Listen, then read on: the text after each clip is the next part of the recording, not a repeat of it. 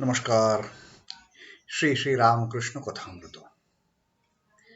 तव कथामृतं तप्तजीवनं कविभिरीडितं कल्मषापहं श्रवणमङ्गलं श्रीमदादतं भुवि गृह्णन्ति ये पुरिदा जनाः।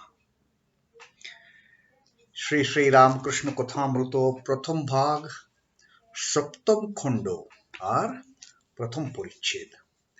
So we continue our reading of the first section of the first chapter of the seventh section of the Gospel of Sri Ramakrishna, first volume in Bengali, Sri Ramakrishna Kathamrita.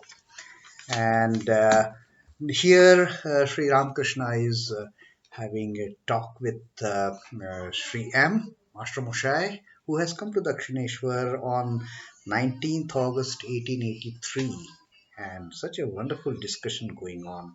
Sri Ramakrishna told Sri M earlier on this particular in this particular chapter that uh, chanting Soham Soham or contemplating on Soham, this attitude is only good for the enlightened one, not for the ordinary people. And because ordinary people, they are so much amidst usual worldly affairs, they have not got rid of the pairs of opposites. They are filled with pain and pleasure, joy and sorrow, happiness and unhappiness. They cannot go beyond the limitation of eye consciousness, the body consciousness. They cannot leave body consciousness. Now, since they cannot leave body consciousness as such, eye consciousness as such, the I, aham, me and mine, it becomes extremely difficult for them to fit into the mold of saha aham, soham, I am he, I am that. And Sri Ramakrishna said that only for the enlightened souls, like he had given the example of Krishna Kishore, who could very proudly, who could boldly say that I'm her, Ka, I'm Ka, I am like space. And why he could say that? Because space is always equated with the the real self. It doesn't have any dimension. It doesn't have any qualities. It is nirguna. It is nirakara, the space. So Krishna Kushur could say, Amikho, like space. And then Sri Ramakrishna had also told that the smoke, it can dirty the walls of the room, but not the space inside. Fire of smoke of the fire can blacken the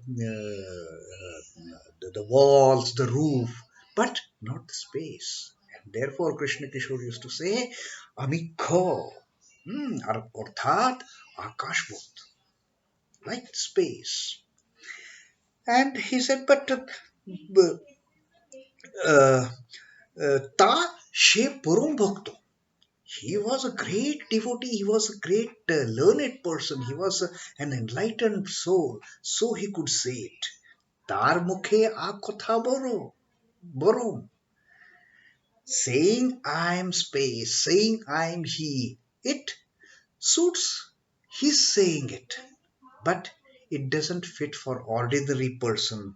Sache kintu shokolir mukhe noy. Every Tom, Dick, and Harry cannot say, I am like space, I am Nirakar, I am Nirgun, I am Nirvikar. No, that is not for the ordinary people. Then Sri Ramakrishna had said that, fine, ordinary people should not, I mean, it doesn't suit them to say, I am he, but they can say, I am free. Ami Mukto. This is the best attitude. And Sri Ramakrishna further emphasized that saying Ami Mukto, Ami Mukto, one verily becomes free. And keep on saying, I am bound, God bound we will be. And Sri Ramakrishna also never liked the idea of repeating, oh, I am the sinner, I have done this bad, I have committed this sin, I am a great sinner. He said, no, one should never harp upon the fact that I am the sinner. And for that, Sri Ramakrishna used to say that যে কেবল বলে আমি পাপী সে শালায় পড়ে যায়. The one who keeps on harping, I am the sinner, I am the sinner, that fellow, there is nothing but downfall for that fellow. বরং বলতে হয় আমি তার নাম করেছি, আমি তার নাম করেছি, আমার আবার পাপ কি, বন্ধন কি. Rather, a devotee should proudly say, I chant his name. I chant the name of my mother. Now, what sin, what bondage can even come near me, can even touch me, can even grab me? So, Sri Ramakrishna was very particular about his teachings. Never ever feel that I am wrong. Never ever feel I am the sinner. I am the sinner. You repeat 10 times, I am the sinner. I am the sinner. Sinner you will be. I am the bound. I am bound. Bound you will be. Rather, I am liberated. So I am free. I am free. I am free, and you will remain free forever. No worldly ties can entangle you and bind you with that attachment. And then suddenly Sri Ramakrishna started talking to Master Moshai Sri M about his nephew Ruday. Now Ruday, he had served Sri Ramakrishna. He was Sri Ruday was Sri Ramakrishna's nephew, his cousin sister's son, and Sri Ramakrishna had received a letter from Ruday saying he is not well, and the compassionate heart of Sri Ramakrishna. He was very upset. He was so much concerned. He was so much anxious for his beloved Rudu.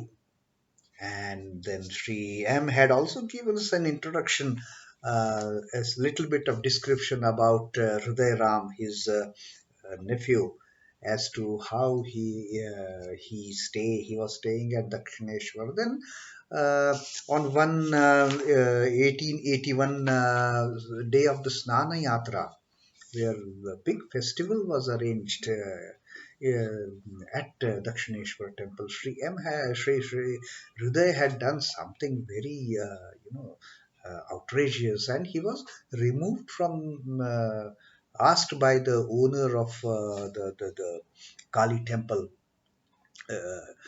Sri Trailokanath Bishash.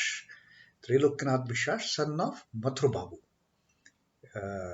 He was removed from his post and strictly warned, don't ever enter the Kali temple complex. So he never used to actually come. He used to only come sometimes up to the main gate. Then Sri Ramakrishna used to go and see him. Now today he had sent, Sri Ramakrishna had got received his letter, and he was so very upset that then Sri Ramakrishna had asked him that why I am so anxious for Hriday. Now, is it Maya, or is it because of Doya? Sri Ramakrishna had asked, Eki Maya na Doya? And Sri M, he was speechless. He could not answer anything to Sri Ramakrishna. Master ki bolben? He was speechless. He couldn't utter a single word. Chup Korea Rohilen. He just kept mum, remained silent and waiting for Sri Ramakrishna himself to say something. And in today's reading, Sri Ramakrishna further is talking on the same point. Sri Ramakrishna. Maya kake bole jano? Sri Ramakrishna then asks Sri M. That Sri M couldn't answer anything to Sri Ramakrishna when he asked, is it Maya or Doya? And then Sri Ramakrishna asks him, you know what is Maya? Maya kake bole jano?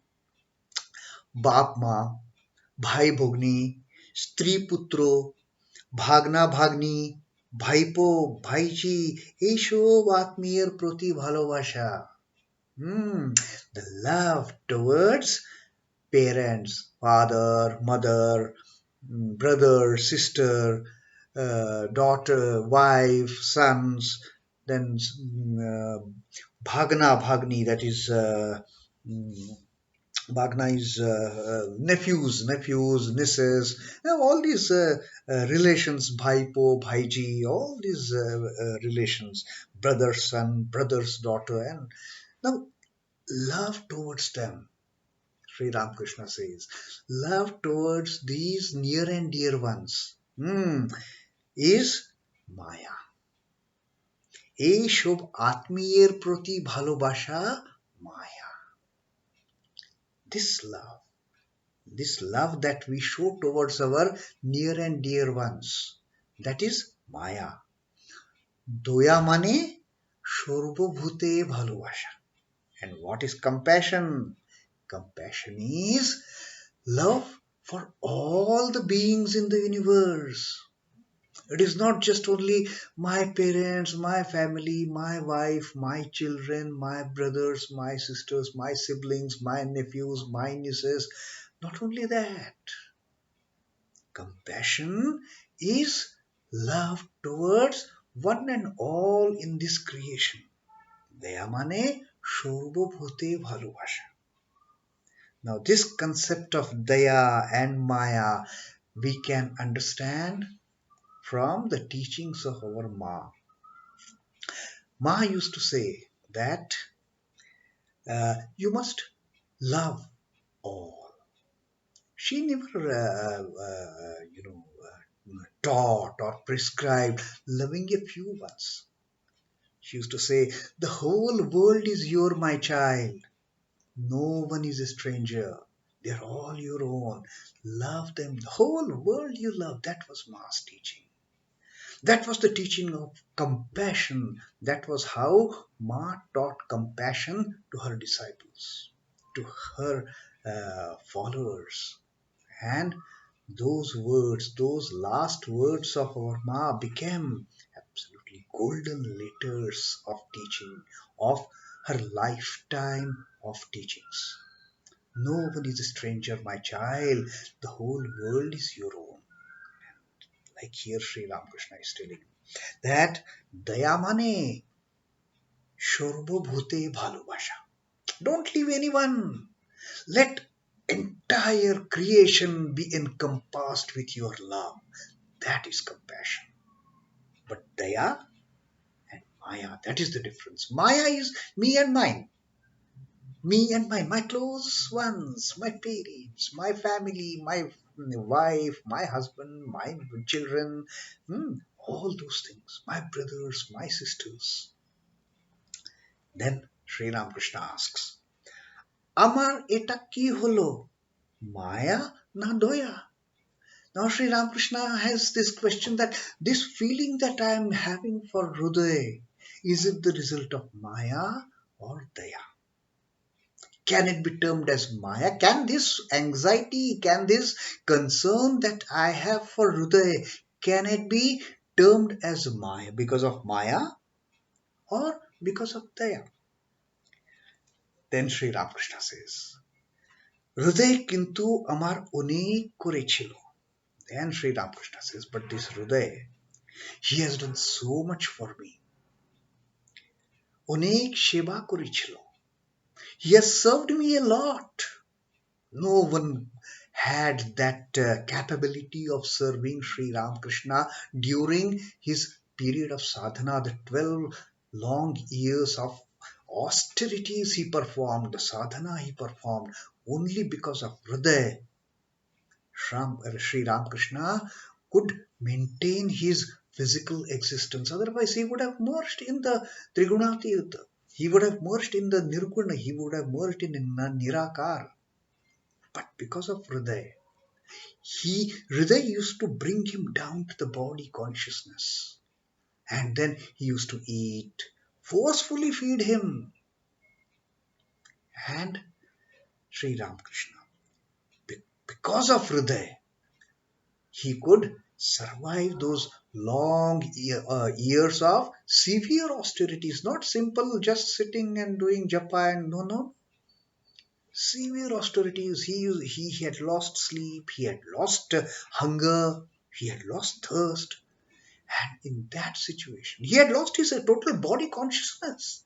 He was not aware. And in that situation, Hriday Ram had served Sri Ramakrishna with great love. That was one side of Hriday. And then there was also another side of Hriday. that he tormented Sri Ramakrishna like anything. হৃদয় কিন্তু আমার অনেক করেছিল, অনেক সেবা করেছিল, হাতে করে গু পরিষ্কার করতো. Sri Ramakrishna said, I mean, he had served Sri Ramakrishna so much that when he became totally sick during this period of severe austerities, that he suffered with dysentery, and he used to defecate in his room only, wherever, I mean, no consciousness of the body. This Hriday, he used to even clean that excrement, clean that the pieces, and keep him clean, keep his uncle clean, keep his mama perfect. So that was also the extent to which Hriday had served him, that he had even cleaned my excrements with his own hands. হাতে করে গু পরিষ্কার করত, তেমনি শেষে শাস্তিও দিয়েছিল. But he had equally tormented me. Hriday had somehow, with so much of a close association with Sri Ramakrishna,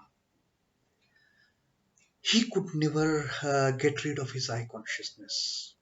Having seen Sri Ramakrishna, having lost Sri Ramakrishna, no eye consciousness at all.